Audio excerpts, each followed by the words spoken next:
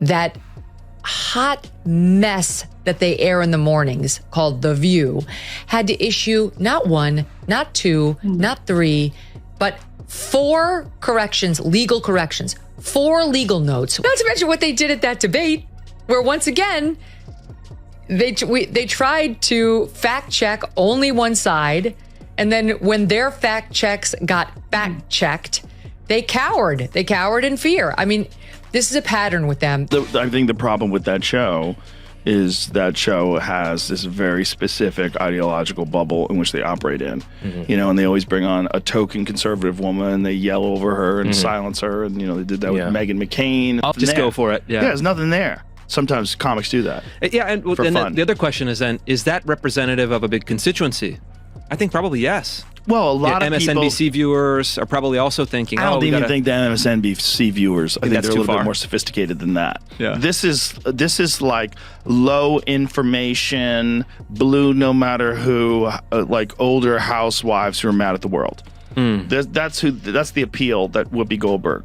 It starts with a show that's known for its drama, for better or worse, The View. They've been around for years, delivering a mix of news, opinion, and chaos, a daytime TV staple, if you will. But what's really been happening behind the scenes lately? Well, not 1, not 2, but 4 legal corrections were issued in a single broadcast. That's right, not just minor mistakes, but full-blown legal notes, each more cringe-worthy than the last. Will be sworn in as the 47th President of the United States, yay, on January 20th.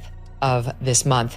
Not everyone's happy about it, and many people would like us to be more focused on the insurrection that he personally unleashed. If you ask them, as we discussed earlier, they think it's as bad as like the Holocaust, and you don't have to take my word for it. Here is Sunny Hostin of January The View 6th was an atrocity. It was one of the worst moments in American history.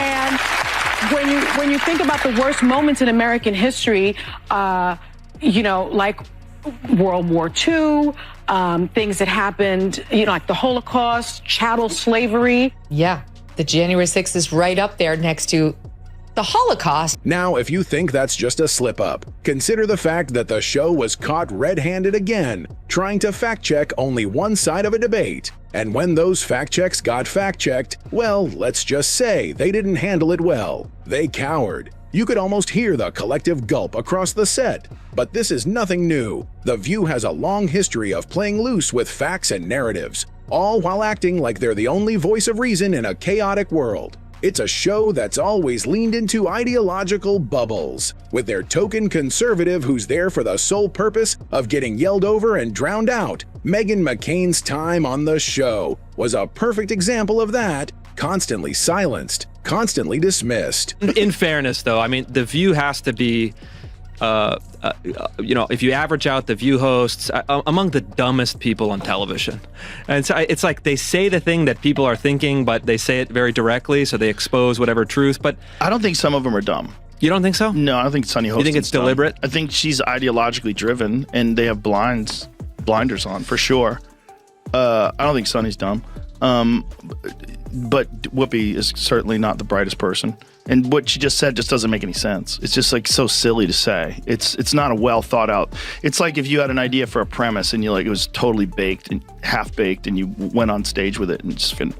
You thought The View had the monopoly on daytime drama? Think again. Enter Joe Rogan and Megyn Kelly, 2 media titans who just turned The View upside down with a single podcast. The 1-2 punch they delivered wasn't just a slap in the face, it was a knockout that had the host scrambling for cover. Joe, known for his calm and collected demeanor, isn't a fan of shouting matches, but when it came time to take The View down a peg, he didn't need to raise his voice. He simply called out their BS, exposing the show's hollow narratives with a gentle but relentless precision. Megyn Kelly, meanwhile, is the exact opposite. With her sharp mind and surgical delivery, she cut through the pretense and exposed the absurdity of their arguments. Together, they were a duo that made The View look like amateur hour. The drama at The View begins the moment the cameras roll. The stage is set for chaos, and it never disappoints. The hosts yell over one another, each trying to be louder than the next. turning what should be a conversation into a circus. Disgusting. She's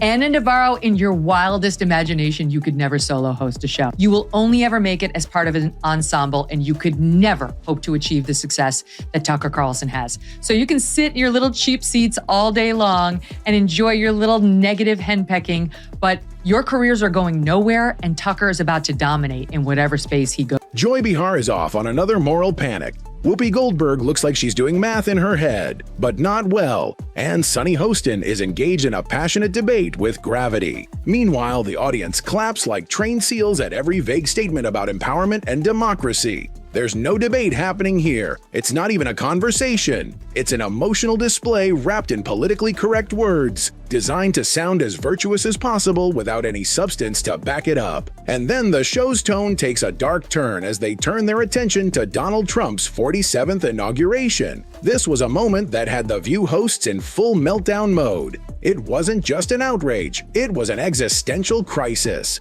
They compared the events of January 6th to some of the darkest moments in American history, even equating it to the Holocaust. Oh no, nothing really comes to mind. I was like, Ching, listen, they're bitter, they're angry, they're entitled. They also should be, this should have been a reset for everyone who pushed lies and misinformation for the last, they call them Hitler, they call these things, America rejected them. And instead of coming back and saying, we lied, they instead are now doubling down. So let her keep doing it, because if she keeps that up, we're going to keep getting the Senate and probably the House and the White House, because people see right through your lies. So keep doing what you're doing. Game ball to Sunny. Hot mess that they air in the mornings called The View had to issue not one, not two, not three, but 4 corrections, legal corrections. 4 legal notes. We only have 3 of them on camera, but look at this. I have another legal note. My God. Both Trump and Pam Bondi have denied allegations of a quid pro quo. I have a legal note. You want to take this one, Joy, or are you Matt good? Gaetz has long denied all allegations and has not been charged with any crime.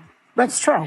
Also, another legal note. Pete Hegseth's lawyer said he paid the woman in 2023 to head off the threat of a baseless lawsuit. Oh. He has denied any wrongdoing. Not to mention what they did at that debate, where once again, they tried to fact check only one side.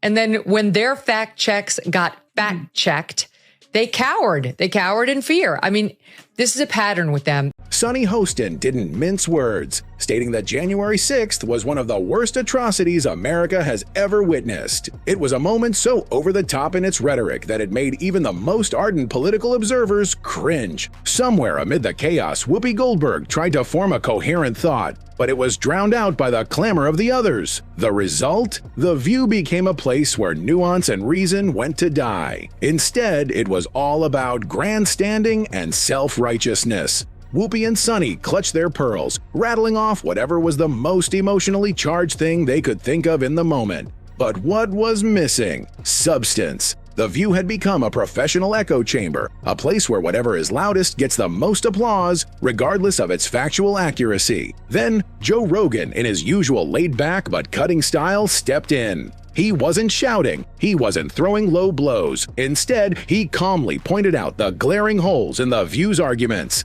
He didn't need to shout. He didn't need to flail around. Rogan's approach was simple. Call out their contradictions, expose their laziness, and watch as their self-righteousness crumbled under the weight of logic. For all their screaming and clapping, they had no answer for him. Why? Because Joe wasn't playing by their rules. He wasn't there for emotional rants. He was there for truth. Dr. Emmanuel Manny Hostin, an orthopedic surgeon and husband of The View co-host Sunny Hostin, is accused in December lawsuit fraudulently billing insurance. By the way, this is a Daily Caller story I'm reading.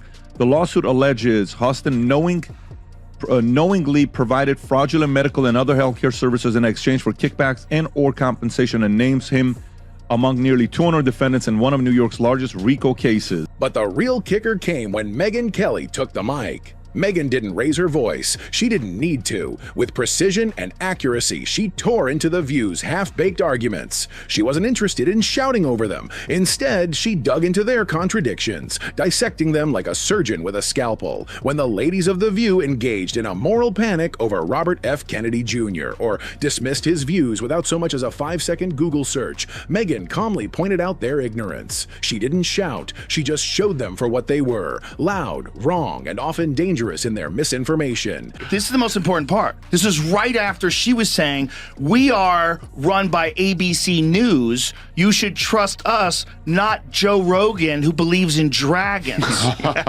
So she by saying we should trust them because they're double checked by ABC News, and then making the stupidest fucking statement. Like you didn't listen to what I said. Yeah. You didn't listen to what the wildlife biologist, and that's only a part of what he said. I can't the believe other Joy part of what he Behar said didn't was weigh. there was something before that where he was explaining encounters with giant reptiles. You're worried about losing your job, and you're worried about podcasts taking over, and who's the source of news. And we said Donald Trump was Hitler, but half the country disagreed with us, and he won. And this is fucking great. And Joe Rogan believes in dragons.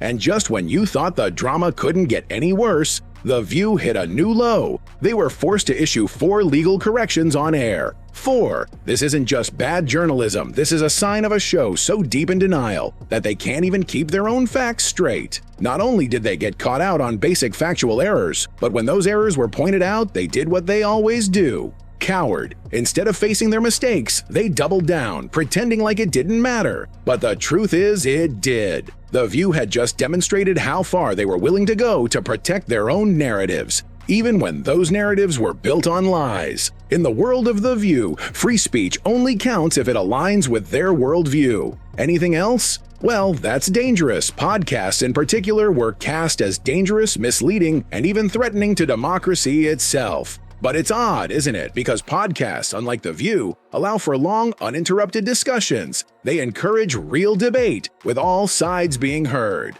Meanwhile, The View delivers sound bite-sized opinions designed to keep viewers in the dark and dependent on their pre-approved narratives. By the time Joe Rogan and Megyn Kelly finished their roast of The View, it was clear the show wasn't just behind the times, it was actively misleading its audience. While The View danced in the arena of performative outrage and shallow debates, Rogan and Kelly brought the intellectual heavy lifting. Joe's calm, unrelenting truth was the hammer, and Megyn's surgical precision was the scalpel. Together, they exposed the fundamental flaws in The View's approach. If The View is the TV equivalent of yelling at a brick wall, Rogan and Kelly were the ones putting the bricks in place to expose the whole structure's fragility. And with that, they delivered the knockout punch The View didn't see coming. Because I think Sunny is very intelligent, but she's ideologically captured. Right.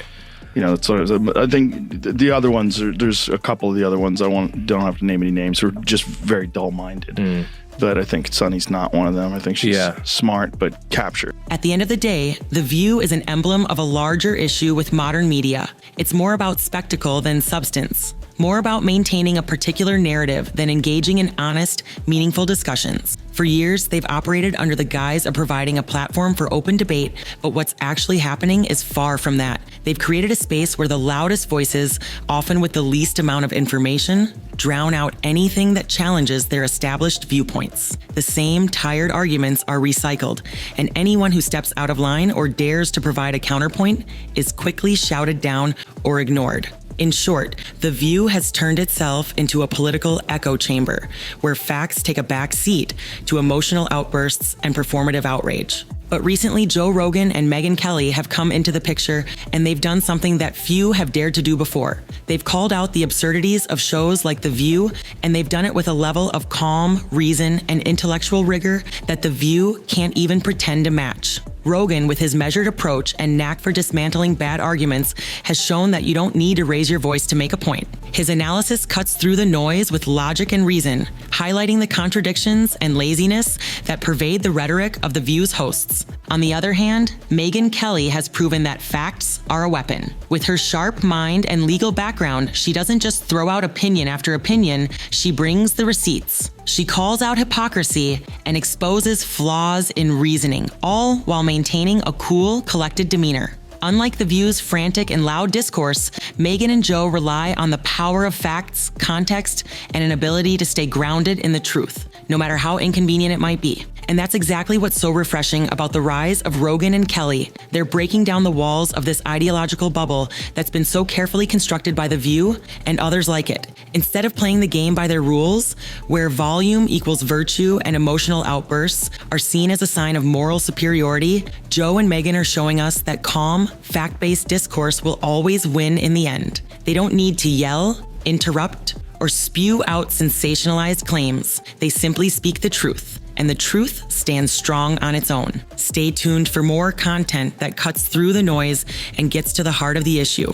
As always, keep questioning, keep digging, and don't let anyone, not even The View, tell you what to think. Truth has a way of coming out, and it's up to us to make sure we find it. Catch you in the next video.